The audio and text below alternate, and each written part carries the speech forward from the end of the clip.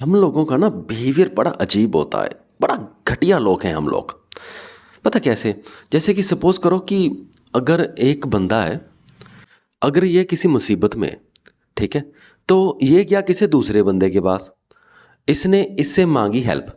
तो इसने पहले दिन बड़ी हेल्प करी, पर ना इसकी ना प्रॉब्लम सॉल्व नहीं हुई, पर इस बंदे ने शिद्दत से हेल्प करी। चलो कोई बात नहीं। फिर दूसरे दिन इसने फिर हेल्प मांगी, दूसरे दिन इसने फिर से इसकी हेल्प करी, बड़ी शिद्दत से करी, इसकी प्रॉब्लम प्रॉब्लम सॉल्व नहीं हुई। तो ऐसे कर होता गया तो इसने पूरे 15 दिन इसकी हेल्प करी, पर बाय चांस अनफॉर्चुनेटली इसकी प्रॉब्लम सॉल्व नहीं हुई। तो जब 16वें दिन हेल्प करने की बारी आई ना, तो ये अवेलेबल नहीं था। तो यानी कि इसने कह दिया कि अब मुझसे भी नहीं हो पा रहा भी, यानी कि उसने इनडायरेक्टली मना कर दिया। तो अब इस बंदे को ना बड़ा फील हुआ। वो कहता है यार भी ये बंदा अब मेरी हेल्प नहीं कर रहा।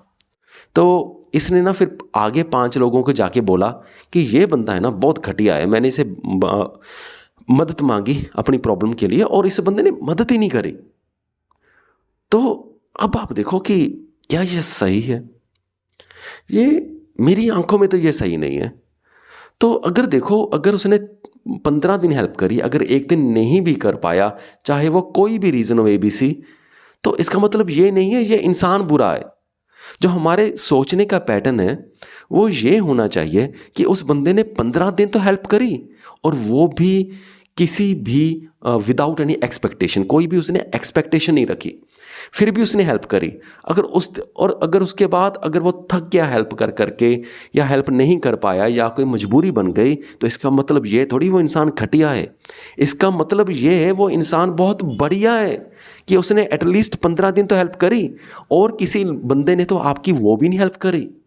ऐसे सोचना चाहिए। वैसे भी ना, ये हमारी दुनिया ना थोड़ी, हमें प्रैक्टिकली सोचना चाहिए। प्रैक्टिकली ये होता है कि अगर हम किसी को किसी से भी लगातार 30 दिन हेल्प मांगेंगे ना, तो वो नहीं कर पाएगा। ये मैं सिर्फ जस्ट एग्जांपल के तौर पे कह रहा हूँ कि आपको समझ आ जाए कि वो लगातार नहीं कर पाएगा। कोई 30 दिनों में से कोई सिर्फ 2 दिन हेल्प कर पाएगा, कोई 1 दिन ही हेल्प कर पाएगा, कोई 10 दिन हेल्प कर पाएगा, कोई 5 दिन ही हेल्प कर पाएगा। पर इसका मतलब ये नहीं है कि जो सिर्फ 5 दिन हेल्प कर रहा है वो बुरा इंसान है। अरे ऐसा सोचो भाई साहब, उसने 5 दिन तो हेल्प करी, बाकी 25 दिन नहीं करी तो नहीं करी, भाड़ में जाए 25 दिन। उस 5 दिन उस बंदे ने शिद्दत से हेल्प करी। हमें ना थैंकफुल होना सीखना पड़ेगा। तो ऐसा बहुत होता है।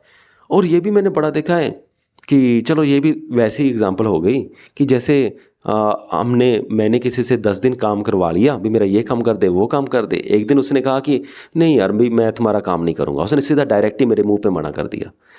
तो अब नॉर्मली मेरे जैसा बंदा पता क्या सोचेगा, अरे यार भी ये तो बहुत घटिया इंसान है, मुझे जवाब ही दे दिया। और वो हम जैसे लोग पता क्या करते हैं कि जिस बंदे ने कभी हेल्प ही नहीं करी, और जिस बंदे ने 10 दिन हेल्प करी और 11वें दिन मना किया, अगर हम इन दोनों बंदों को कंपेयर करते ना, तो हम इतने घटिया लोग हैं, हम उस बंदे को ज़्यादा बेटर मानेंगे जिसने हमारी कभी हेल्प ही नहीं करी।